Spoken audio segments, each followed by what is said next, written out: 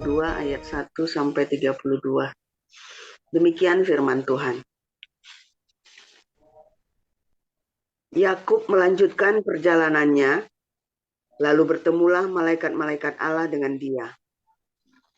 Ketika Yakub melihat mereka, berkatalah ia, "Ini bala tentara Allah."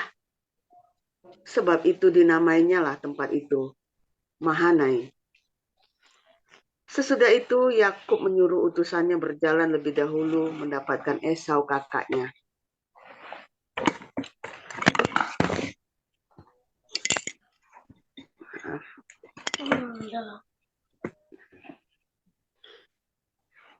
Ia memerintahkan kepada mereka, "Beginilah kamu katakan kepada tuanku, kepada Esau. Beginilah kata hambamu Yakub. Aku telah tinggal pada Laban sebagai orang asing dan diam di situ selama ini. Aku telah mempunyai lembu sapi, keledai, dan kambing domba, budak laki-laki dan perempuan. Dan aku menyuruh memberitahukan hal ini kepada tuanku, supaya aku mendapat kasihmu." Kemudian pulanglah para utusan itu kepada Yakub dan berkata, "Kami telah sampai kepada kakakmu, kepada Esau, dan ia pun sedang di jalan menemui engkau, diiringi oleh 400 orang." Lalu sangat takutlah Yakub dan merasa sesak hati. Maka dibaginyalah orang-orangnya yang bersama-sama dengan dia, kambing dombanya, lembu sapi, dan untanya menjadi 2 pasukan. Sebab pikirnya, jika Esau datang menyerang pasukan yang satu, sehingga terpukul kalah, maka pasukan yang tinggal akan terluput. Kemudian berkatalah Yakub, "Ya Allah, nenekku Abraham, dan Allah ayahku Ishak, ya Tuhan, yang telah berfirman kepadaku, pulanglah ke negerimu, serta kepada sanak saudaramu, dan aku akan berbuat baik kepadamu. Sekali-kali aku tidak layak untuk menerima segala kasih dan kesetiaan yang engkau tunjukkan kepada hambamu ini. Sebab aku membawa hanya tongkatku ini waktu aku menyeberangi sungai Yordan ini. Tetapi sekarang telah menjadi 2 pasukan. Lepaskanlah kiranya aku dari tangan kakakku, dari tangan Esau, sebab aku takut kepadanya. Jangan-jangan ia datang membunuh aku, juga ibu-ibu dengan anak-anaknya. Bukankah engkau telah berfirman, tentu aku akan berbuat baik kepadamu dan menjadikan keturunanmu sebagai pasir di laut yang karena banyaknya tidak dapat dihitung." Lalu bermalamlah ia di sana pada malam itu. Kemudian diambilnyalah dari apa yang ada padanya suatu persembahan untuk Esau kakaknya, yaitu 200 kambing betina dan 20 kambing jantan, 200 domba betina dan 20 domba jantan, 30 unta yang sedang menyusu beserta anak-anaknya, 40 lembu betina dan 10 lembu jantan, dan 20 keledai betina dan 10 keledai jantan. Diserahkannya semuanya itu kepada budak-budaknya untuk dijaga, tiap-tiap kumpulan tersendiri. Dan ia berkata kepada mereka, "Berjalanlah kamu lebih dahulu, dan jagalah supaya ada jarak antara kumpulan yang satu dengan kumpulan yang lain." Diperintahkannya lah kepada yang paling di muka, "Apabila Esau, kakakku, bertemu dengan engkau dan bertanya kepadamu, 'Siapakah tuanmu? Dan kemanakah engkau pergi?' Dan milik siapakah ternak yang di depanmu itu? Jawablah, milik hambamu Yakub. Inilah persembahan yang dikirim kepada tuanku Esau. Dan Yakub sendiri pun ada di belakang kami. Begitulah diperintahkannya, baik kepada yang kedua maupun kepada yang ketiga, dan kepada sekalian orang yang berjalan menggiring kumpulan hewan itu. Katanya, seperti perkataanku tadilah, kamu katakan kepada Esau, apabila kamu berjumpa dengan dia. Dan kamu harus mengatakan juga, hambamu Yakub sendiri ada di belakang kami. Sebab pikir Yakub, baiklah aku mendamaikan hatinya dengan persembahan yang diantarkan lebih dahulu, kemudian barulah aku akan melihat mukanya. Mungkin ia akan menerima aku dengan baik. Jadi persembahan itu diantarkan lebih dahulu, tetapi ia sendiri bermalam pada malam itu di tempat perkemahannya. Pada malam itu Yakub bangun, dan ia membawa kedua istrinya, kedua budaknya perempuan, dan ke-11 anaknya, dan menyeberang di tempat penyeberangan sungai Yabok. Sesudah ia menyeberangkan mereka, ia menyeberangkan juga segala miliknya. Lalu tinggallah Yakub seorang diri, dan seorang laki-laki bergulat dengan dia sampai fajar menyingsing. Ketika orang itu melihat bahwa ia tidak dapat mengalahkannya, ia memukul sendi pangkal paha Yakub, sehingga sendi pangkal paha itu terpelecok ketika ia bergulat dengan orang itu. Lalu kata orang itu, biarkanlah aku pergi, karena fajar telah menyingsing. Sahut Yakub, aku tidak akan membiarkan engkau pergi jika engkau tidak memberkati aku. Bertanyalah orang itu kepadanya, siapakah namamu? Sahutnya, Yakub. Lalu kata orang itu, namamu tidak akan disebutkan lagi Yakub, tetapi Israel, sebab engkau telah bergumul melawan Allah dan manusia, dan engkau menang. Bertanyalah Yakub, katakanlah juga namamu. Tetapi sahutnya, mengapa engkau menanyakan namaku? Lalu diberkatinya lah Yakub di situ. Yakub menamai tempat itu Niel. Sebab katanya, aku telah melihat Allah berhadapan muka, tetapi nyawaku tertolong. Lalu tampaklah kepadanya matahari terbit. Ketika ia telah melewati Peniel, dan Yakub pincang karena pangkal pahanya. Itulah sebabnya sampai sekarang orang Israel tidak memakan daging yang menutupi sendi pangkal paha, karena dia telah memukul sendi pangkal paha Yakub pada otot pangkal pahanya. Karena itu, saudara-saudara, demi kemurahan Allah, aku menasihatkan kamu supaya kamu mempersembahkan tubuhmu sebagai persembahan yang hidup, yang kudus, dan yang berkenan kepada Allah. Itu adalah ibadahmu yang sejati. Janganlah kamu menjadi serupa dengan dunia ini, tetapi baruilah oleh pembaruan budimu, sehingga kamu dapat membedakan manakah kehendak Allah, apa yang baik, yang berkenan kepada Allah, dan yang sempurna. Berdasarkan kasih karunia yang dianugerahkan kepadaku, aku berkata kepada setiap orang di antara kamu, Janganlah kamu memikirkan hal-hal yang lebih tinggi daripada yang patut kamu pikirkan.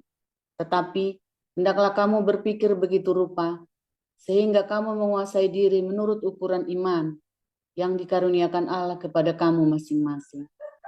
Sebab sama seperti pada suatu tubuh, kita mempunyai banyak anggota, tetapi tidak semua anggota itu mempunyai tugas yang sama.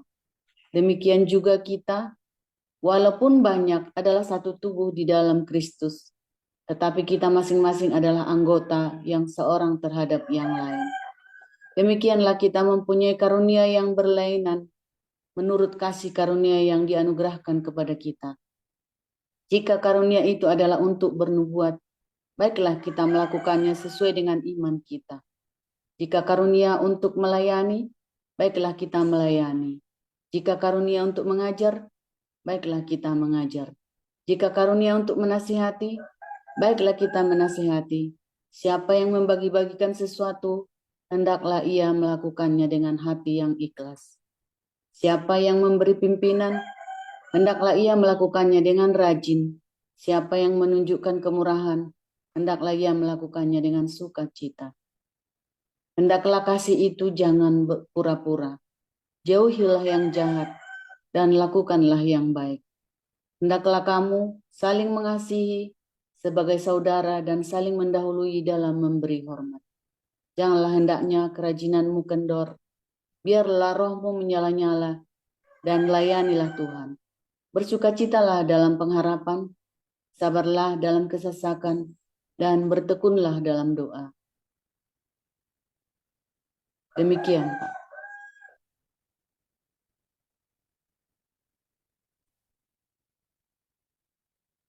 Sampai 21, Ibu. Oh, ya. Saya lanjutkan. Bantulah dalam kekurangan orang-orang kudus, dan usahakanlah dirimu untuk selalu memberikan tumpangan. Berkatilah siapa yang menganiaya kamu, berkatilah dan jangan mengutuk. Bersukacitalah dengan orang yang bersukacita, dan menangislah dengan orang yang menangis. Hendaklah kamu sehati sepikir dalam hidupmu bersama. Janganlah kamu memikirkan perkara-perkara yang tinggi, tetapi arahkanlah dirimu kepada perkara-perkara yang sederhana. Janganlah menganggap dirimu pandai. Janganlah membalas kejahatan dengan kejahatan. Lakukanlah apa yang baik bagi semua orang. Sedapat-dapatnya, kalau hal itu bergantung padamu. Hiduplah dalam perdamaian dengan semua orang. Saudara-saudaraku yang kekasih, janganlah kamu sendiri menuntut pembalasan, tetapi berilah tempat kepada murka Allah, sebab ada tertulis, pembalasan itu adalah hakku. Akulah yang akan menuntut pembalasan, firman Tuhan. Tetapi jika seterumu lapar, berilah dia makan. Jika ia haus, berilah dia minum. Dengan berbuat demikian, kamu menumpukkan bara api di atas kepalanya. Janganlah kamu kalah terhadap kejahatan, tetapi kalahkanlah kejahatan itu dengan kebaikan. Nah, haleluya, luar biasa firman Tuhan, selalu baru untuk kita semua, saudara ya, ketika kita menanti-nantikan Tuhan di embun pagi. Saudara,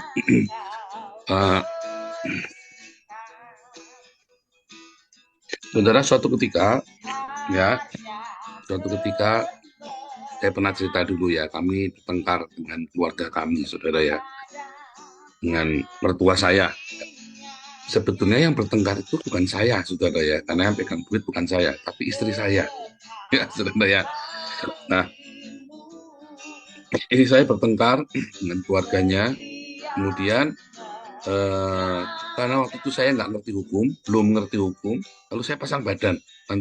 Soalnya sudah cerita urusan polisi, udah apa segala ya, udah tegang banget ya, urusan polisi, urusan apa segala macem, itu sudah saling memfitnah intinya dia sudah dari kan itu ada beberapa pihak soalnya.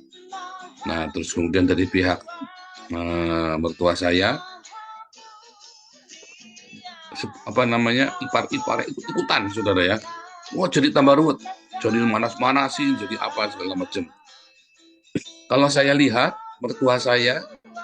ibu mertua saya ya, dia sebenarnya udah mau diikhlasin, udahlah, tapi tekan terus saudara ya, karena saya kan menikah baru 5 tahun waktu itu ya, dipanas-panasin terus ya, terus memang mungkin saya nggak tahu ya, mungkin ada dendam pribadi atau apa dengan pokoknya jadi ruwet ya. Padahal kalau keluarga saya tidak pernah ada hubungan teman dengan keluarga mertua saya.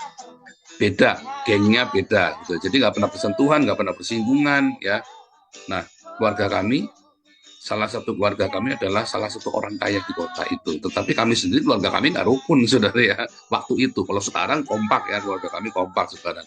Mereka sekarang semua sudah jadi Kristen. Saya nggak tahu lahir baru apa enggak, saya kan nggak ketemu mereka. Tapi mereka semua, seluruh keluarga saya sudah jadi Kristen, saudara ya. Sekarang ya, setelah kira-kira dalam 10 tahun terakhir inilah. Nah, ini kejadiannya adalah tahun 20 tahun yang lalu kejadian ini, saudara ya. Akhirnya ibu mertua saya ditekan, dan untuk menyelamatkan di satu keluarga itu, maka diputuskan saya dikorbankan, saudara ya. Nah, saya salahnya waktu itu, saya nggak ngerti kalau anak beranak itu tidak bisa urusan polisi, saudara ya.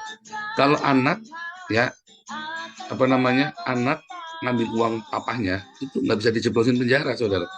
Hukumnya itu seperti itu. Nah, kalau anaknya tetap maju waktu itu, nggak akan ada urusan sampai penjara. Saya bodoh, saudara. Saya langsung ke Magelang, saya ngakuin. Itu uangnya di saya. Saya bilang begitu. Oh, aduh, saya salah sama sekali itu, saudara ya, karena nggak ngerti hukum ya. Makanya penting ya, saya bikin LPH Hagios itu, tujuannya buat itu, supaya Anda jangan bodoh kalau lagi ada konflik. Ya, jangan di framing orang. Saya waktu itu di framing ya, ini cuma framing, Anda ketakutan karena kebodohanmu. Nah, saya dulu waktu itu begitu. Akhirnya singkat cerita saya masuk penjara, saudara. Ya, anak itu sampai sujud-sujud ya, tonton sudah. Tapi karena takut semua, saudara ya. Waktu itu kita juga punya musuh lagi, orang keempat. Ini ada orang ketiga, ada orang ketiga, ada orang keempat lagi, saudara. Itu mafia paling hebat di Jawa Tengah. Kalau Anda ya, itu mafia paling topnya di Jawa Tengah, saudara. Kapolda datang itu sujud sama dia lah, pokoknya lah. Kapolda datang sujud nyembah sama dia. Ini mafia ini ya. Maksudnya itu datang setor muka, nanti dikasih mobil. Milih karena showroom. Semua Kapolres datang sama nanti ya. Harus sujud menyembah dia. Pokoknya harus begitu ya. Jangan heran, saudara, itu biasa terjadi yang begitu-begitu di Indonesia. Itu bukan rahasia ya. Jangan ngomong saya melakukan penistaan, tapi itu beneran ada ya. Harus, kalau enggak, kamu enggak dicatat, repot kamu operasionalnya, modar kan saya dengan polisi ini. Nah, singkat cerita saya masuk penjara. Dan saya menang. Ya, karena kepala polisinya jujur, saudara ya. Karena kebetulan kepala polisinya jujur. Ya. Kepala polisinya itu mungkin nggak suka sama si mafia ini juga bisa. Saya nggak tahu yang mana yang benar. Tapi pokoknya kepala polisinya cuma waktu kami gelar perkara, waktu itu mau sidang sebelum masuk ke pengadilan, sebelum serahkan ke pengadilan, kita gelar perkara dulu, saudara. Lalu si polisinya bilang ada Rp1 saja uang masuk ke tempatnya si Paul, jangan lepaskan. Terus kemudian kepala polisinya ini ya, saudara ya, dilihat semua alurnya semua. Kami berantakan laporan keuangan kami, saudara ya. Anak juga nggak ngerti akuntansi, saya juga nggak ngerti akuntansi. Kita modelnya model jenak glodok dagangnya. Pokoknya dikumpulin debit di sini, kredit di sini, udah embus, pokoknya ditarik semua, nota-nota dikumpulin semua. Ya, ada uang dari ini, ada uang dari ini, pinjaman dari bank, ada pinjam ini, ada. Wah, pokoknya kita semua kumpulin semua di situ, saudara ya. Kacau balau, ada yang uang yang dari tokonya mertua, ada yang dari perusahaannya saya sendiri, kan ya, saya kan distribusi waktu itu kan, distribusi juga. Singkat cerita, saudara, bokeh ruwet, dan anak begitu kami lepas, kami kabur, saudara ya, kami langsung kabur. Oke, kita menghilang. 7 tahun kami menghilang ya, kami karena takut, saudara ya, karena kan masih belum ngerti hukum. Kita takut, kita menghilang. Ya, terus setiap kali ketemu orang Tegal saya takut, saudara. Ya, setiap ketemu orang Tegal saya takut. Terus suatu ketika kita punya kerabat, teman baiknya papanya kerabat saya itu Jadi sahabat keluarga kami itu teman baiknya papanya Ana. Nah, terus saya dengar dia nyariin saya, langsung tak telepon. Saya manggilnya Ape ya, Ape jangan ikut campur ya. Nanti kita ini musuhan. Saya sudah cukup punya banyak musuh, saya bilang begitu ya. Dan kamu tenang saja, nggak mau campur. Yang penting kamu sekarang ada makanan nggak, ada pakaian nggak, tempat tinggal nggak, ada, pokoknya semua ada, tenang. Kalau nggak ada, apa kirimin uang nih? Sampai bilang begitu ya. Dia tuh teman baiknya, sahabat sohibnya apa mertua saya, saudara ya. Ya mungkin akhirnya cita-cita 3 tahun kemudian saya lihat si mafia ini masuk penjara. Bukan 3 tahun kemudian, 3 bulan kemudian, 3 bulan kemudian saya lihat si mafia ini masuk penjara. Ya, 14 tahun lagi ya. Wah, marem pokoknya hukumannya itu ya. Penjara itu saya puasa 40-an. Saya nggak mau cerita itunya. Saya lagi cerita 7 tahun musuhan ini, saudara ya. Kami bermusuhan dengan mertua. Saudara tahu nggak rasanya musuhan sama orang tua itu seperti apa? Ya, saya hidup di awang-awang, saudara. Hidup antara ada dan tiada ya. Musuhan sama orang tua kan. Si Anas ini kan hidupnya nggak konkret, nggak utuh. Musuhan sama orang tuanya sendiri. Nelpon aja kagak, orang tuanya juga nggak tahu dia ada di mana, kita juga nggak kasih tahu kita ada di mana. Sampai suatu ketika anak itu hamil miracle, saudara ya. Waktu hamil miracle, saya bilang sama dia, yuk kita pulang ke rumah. Saya nggak mau anak saya kamu masih nanggung kutuk. Mungkin orang tua kita lempar kutuk, kita nggak tahu. Kita minta pengampunan sama orang tua. Salah benar itu orang tua ya pasti benar. Saya bilang begitu ya.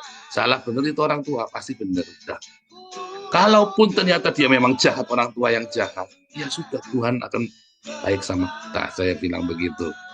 Akhirnya anak nggak mau, saudara ya. Tapi suatu ketika kita lagi dalam perjalanan, saya jebak, saya telepon ke rumah, di depan rumahnya persis. Anak menggigil, saudara ya. Menggigil ketakutan luar biasa itu, saudara ya. Ngamuk mukulin saya, saudara ya. Merasa dijebak. Saya bilang, malam ini atau tidak sama sekali. Kita bel rumahnya. Lagi pergi, padahal jam 10 malam itu, saudara ya. Jam 9 malam itu memang. Kok tumben? Aduh, apa? Terus kita dengar belnya bunyi kok. Rumahnya kan gede banget soalnya ya. Rumahnya gede banget, kayak benteng rumahnya anak itu ya. Itu Pak, apa namanya? Terus apa yang pernah mampir? Saudara ya, kita nanti. Oke, rumahnya gede banget kayak benteng gitu, saudara ya. Terus ya maklum ya, orang Cina zaman kuno ya. Terus udah kita ke rumah makan itu ya. Kita tunggu di rumah makan Dewi Tegal, itu rumah makan paling enak itu, saudara ya.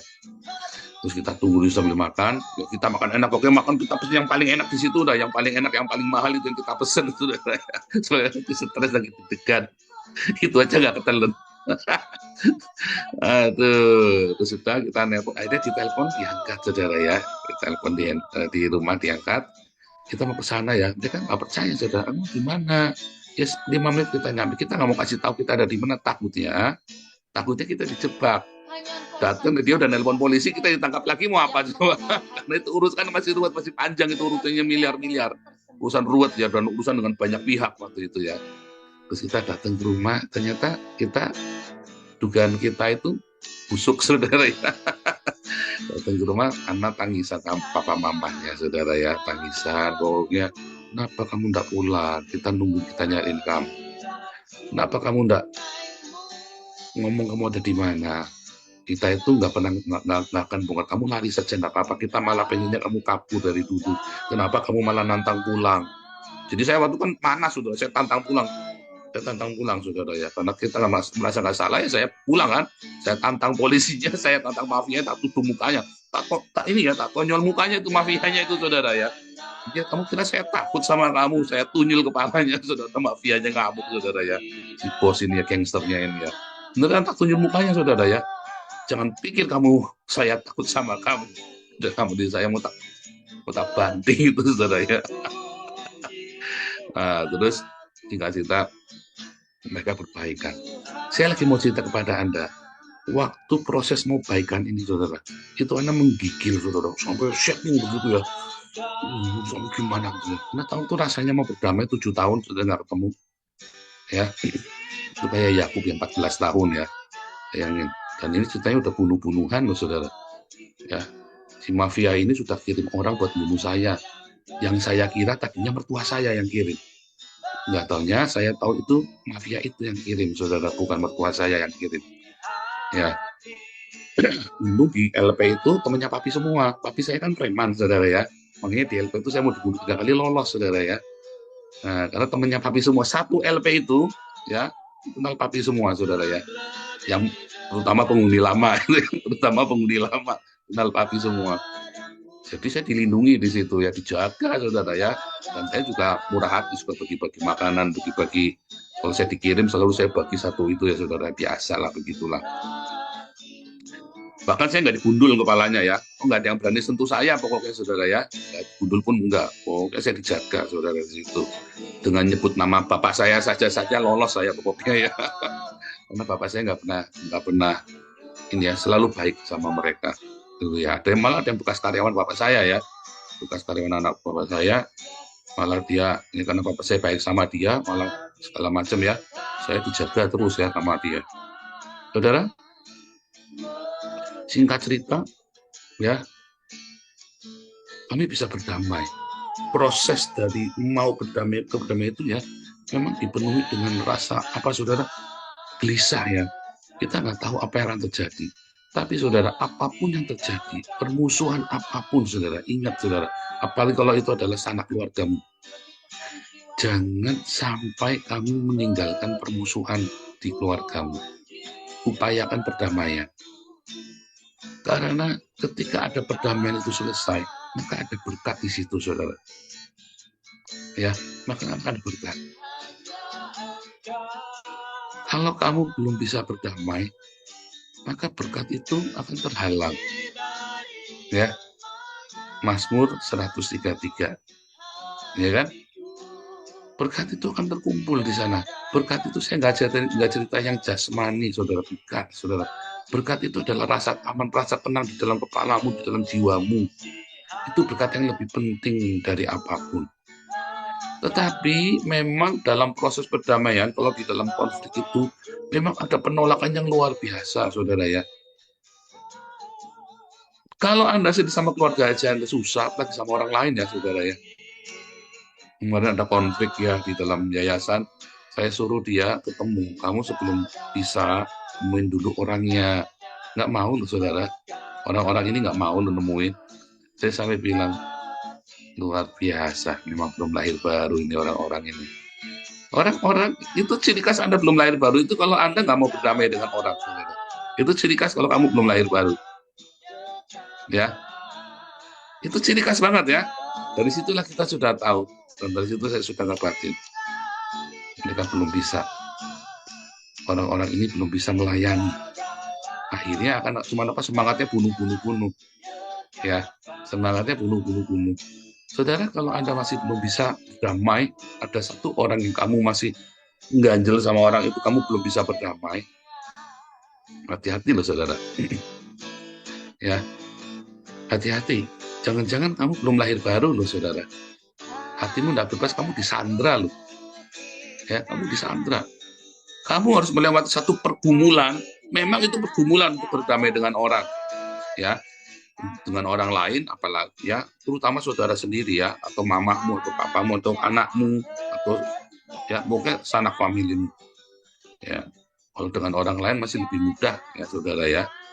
Artinya masih bisa bodo amat kita. Tetapi kalau itu sudah keluargamu sendiri, itu pergumulan besar, saudara ya. Dan yang paling susah adalah mengampuni orang yang paling dekat dengan kita justru. Tetapi orang yang jauh saja kamu nggak bisa, kita kan bodo amat kan, kenal nggak kenal ya sudah, kita berdamai. Kalau kamu menolak berdamai, bodo amat kan, bisa. Ya kan? Kalau kamu berdamai dan orang itu menolak berdamai denganmu, itu urusanmu lagi. Yang penting kamu melewati pergumulan itu, kamu menang.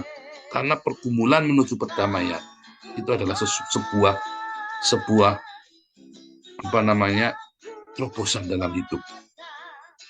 Ya, kalau kamu sudah melewati benteng itu satu, ya, namanya bergumul dengan malaikat itu tadi kan, si Daud itu kan di Sungai Yabok itu kan, ya bergumul, ya, sampai kamu bikin pincang, kamu minta berkat sama dia, Tuhan minta berkat.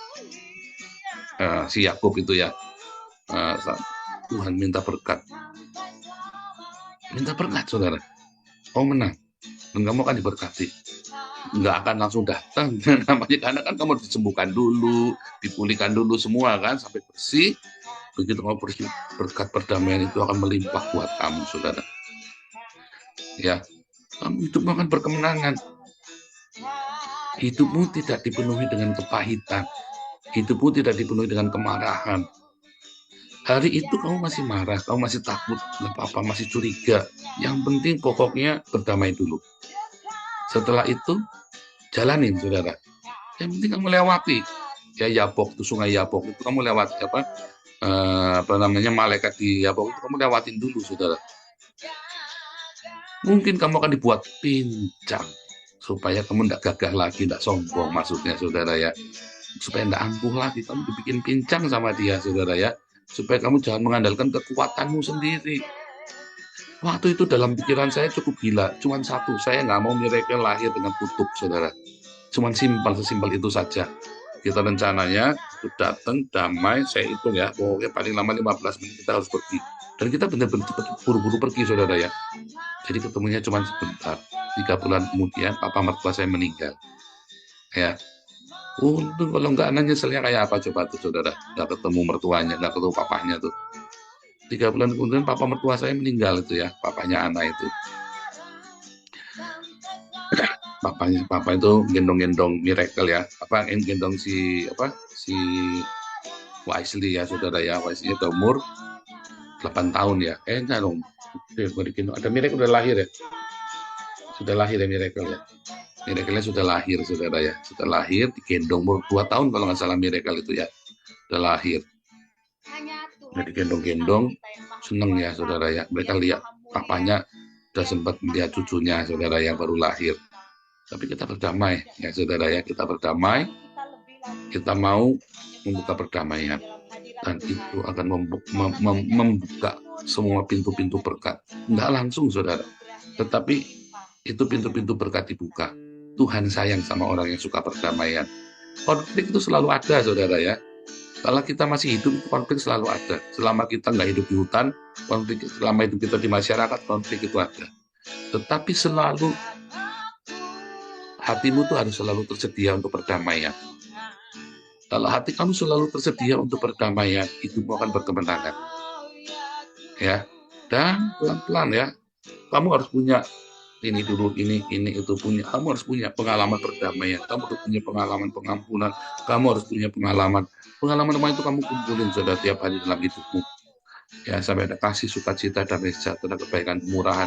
Itu semua buah-buah itu, buah roh itu harus kamu punya, saudara ya. Harus kamu punya dalam hidupmu. Dan itu nggak bisa dalam sekali langsung bisa. Itu adalah sebuah proses dalam kehidupan kamu yang kamu lewatin, dan jangan kamu tunda. Makin kamu tunda makin berat, saudara. Ya, makin kamu tunda makin berat. Jangan tunda. Karena makin tunda kan bunganya nambah. Ya kan? Gengsimu kan nambah besar.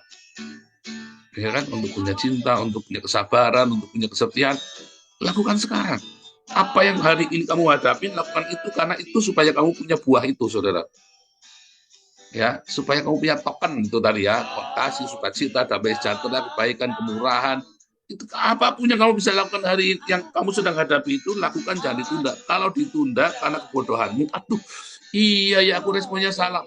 Anda ingat-ingat, dicatat, begitu kejadian lagi, Anda harus siap lagi. Tapi jangan karena dengan sikap hati, hemat-hemat gitu. Begini, banyak alasan. Enggak, intinya kamu siap, mungkin responnya kamu salah waktu itu, kamu lupa. Diingat-ingat, kalau itu datang lagi, kamu harus bisa. Karena hanya cuma butuh Anda mengingat dan mau.